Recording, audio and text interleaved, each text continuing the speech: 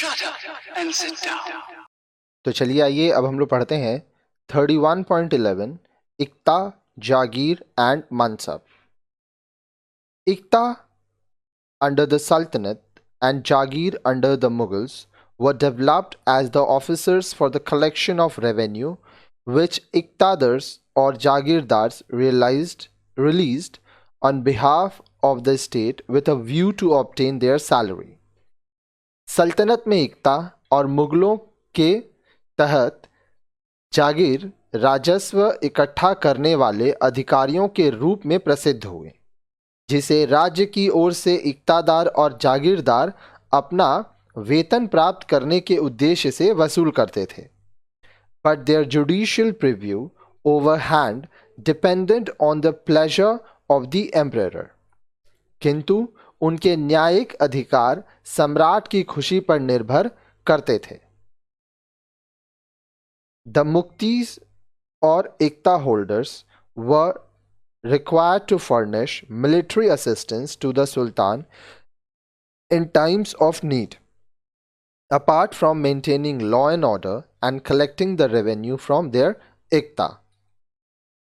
मुक्ति या इक्तेदारों से कानून और व्यवस्था बनाए रखने और अपनी इक्ता से राजस्व इकट्ठा करने के अलावा ज़रूरत के समय सुल्तानों को सैनिक सहायता प्रदान करने की अपेक्षा की जाती थी. These revenue assignments were generally non-hereditary and transferable. राजस्व का यह आवंटन आमतौर पर आनुवंशिक नहीं होता था और हस्तांतरणीय था, मतलब आप ट्रांसफर कर सकते थे, किसी और को दे सकते थे. Similarly, the Mansab system was based upon the organization of the public service of the Mughal Empire. इसी प्रकार मनसब व्यवस्था मुगल साम्राज्य की सार्वजनिक सेवा के संगठन पर आधारित थी. It was neither hereditary nor hierarchical. यह न तो आनुवंशिक थी न ही पदानुक्रमिक. आनुवंशिक मतलब आपका यहाँ पे हेरिडिटरी और पदानुक्रमिक मतलब hierarchical. Mansab means literally a rank or a position which was fixed according to the personal merit and status, zat of the officer and the contingent swar he maintained.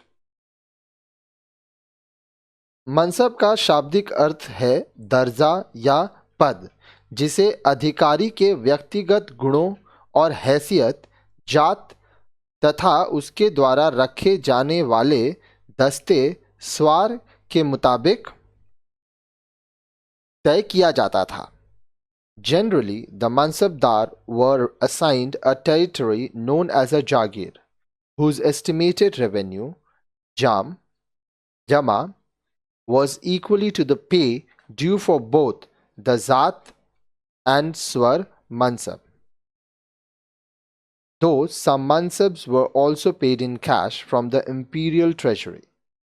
आमतौर पर मनसबदारों को एक इलाका दे दिया जाता था जिसे जागीर कहते थे, जिसका अनुमानित राजस्व जमा उसके जात और स्वार दोनों मनसबों के वेतन के बराबर होता था. हालांकि कुछ मनसबदारों को शाही खजाने से नगद भुगतान भी किया जाता था.